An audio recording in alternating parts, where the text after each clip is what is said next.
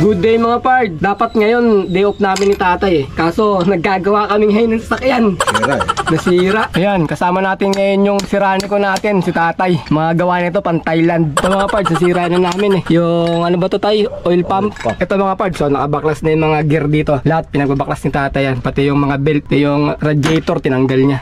Dapat ngayon mga parts, nakahilata lang ako sa bahay. Natutulog lang sana ako ngayon eh. Sarap na.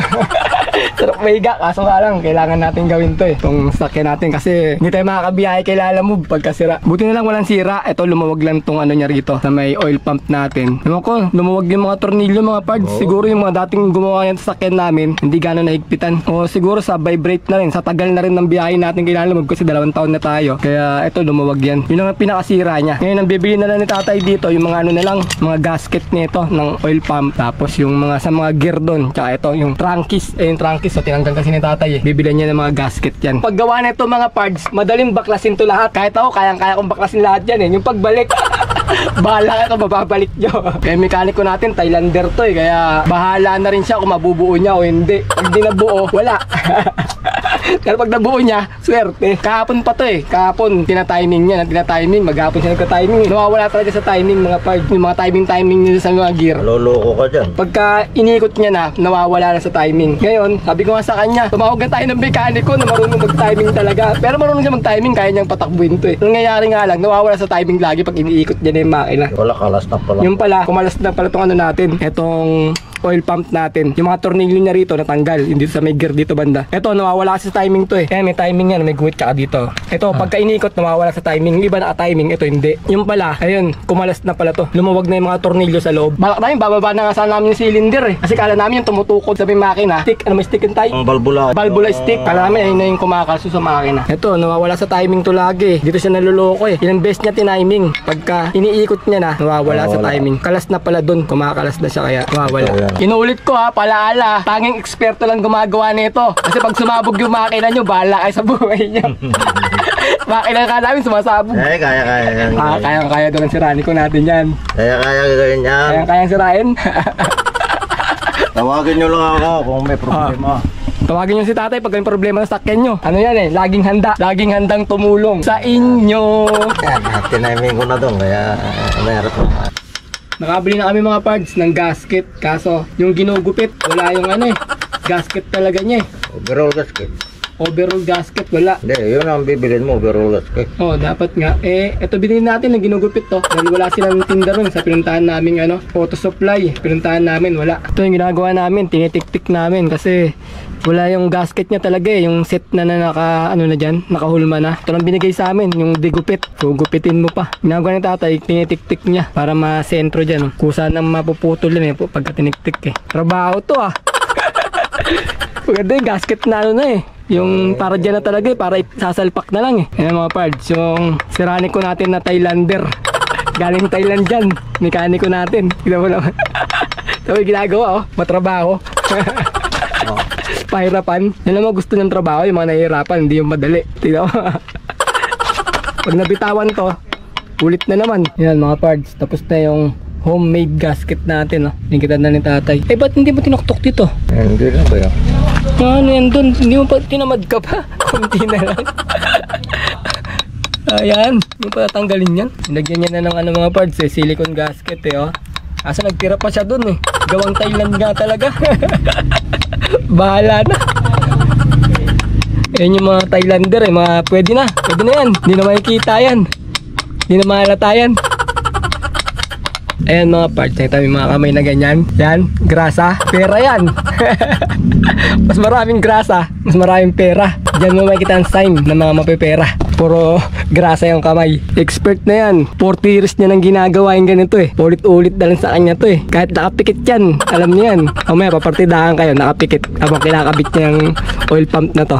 Nilalagyan na ni tatay ng, ano, ng silicone gasket para hindi tumagas yung langis. May langis ba yan dyan, tay? Ayun, may langis. Baka ito mo, paano tayo? Mag-leak yung mga langis dyan sa mga gilid-gilid. Sabi may tagas. Nagparehistro. Parehistro tayo, sabi may tagas oil pump. Yung mga parts, nakita nung nagparehistro kami. Sabi daw may tagas. Binigyan ko ng 200, wala na raw tagas. Bigla na wala yung tagas eh. Meron nga parts kasi may nagkalat nga dito. Saan may nagkalat? Medyo Doon, nagkalat doon. Doon medyo may nagkalat na langis nga. Nakita niya may mga langis-langis eh. May bahid ng langis. Kaya kailangan talaga sinisil natin to para hindi ito magas yung langis natin. Ayan na, yung finish process natin mga parts. Parang pagkain lang eh oh. Pero mga parts, okay na. Nakabit na lahat dito. Yung mga gearing, tsaka yung mga belt. Ang naging problema kasi nito, ito yung belt dito sa bandang ilalim, dyan sa may bandang oil pump na putol.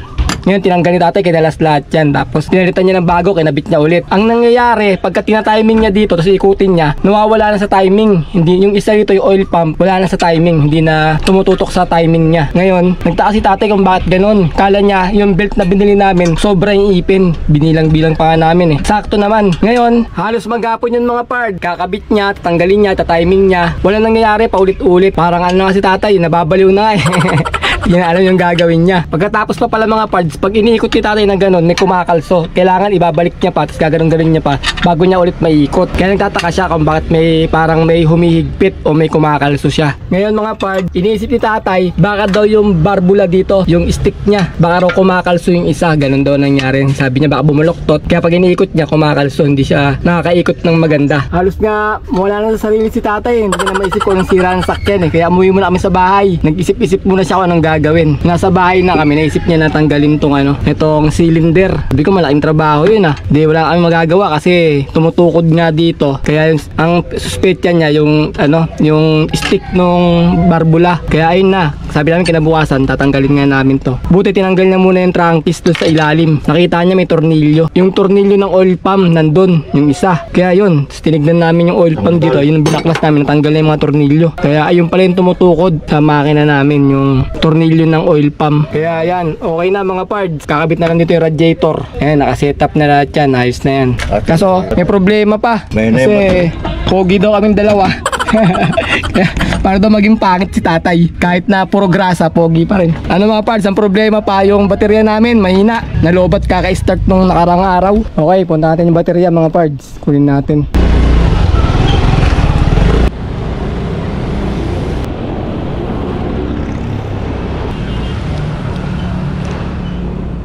Sir, okay yung baterya? Ang 14. Okay sir. Ano ba dapat 12 lang? Pero pwede rin 12.5 pwede na. Lagyan natin ng tubig yung radiator para matesting na natin kung okay yung gawa ng Serranico natin. Start na natin mga parts. The moment of truth, but nothing but the truth. You are great, trying hard, copycat. Game, start. Game na. Sigurado ka? Oo. Wow! Serranico natin Tontuwa Mandar na. Papa-junk shop na sana namin kung dito makbo to eh. O kaya posporo eh. Nagbaon pa naman ako ng posporo dito. Ayun na mga parts, okay na yung andar ng makina natin. Pinong-pino na yung tunog. So yun nakahinga ng malalim. Papa-junk shop na sana namin to eh. Kala. Ito naman. Yung piggy bank niya, binasag niya. Kala niya, bibili siya ng maraming pyesa eh. Buti, ano lang binili niya? Yung, anong tawag doon? Mga gasket lang yung binili namin. Tayo lang, yung belt lang, pinalitan. Dahil okay na mga parts, palipad tayo ng drone. First time ko na magpapalipad na ito. So, ano to sponsor to. Maraming salamat pala sa nag-sponsor sa akin na ito. Alam niyo kung sino? Home Credit. Sponsor ni Home Credit to mga parts. Salamat pala sa Home Credit. Kaso malas natin, walang 0% interest eh. Nakuha natin, 6% interest yata eh, mahal eh.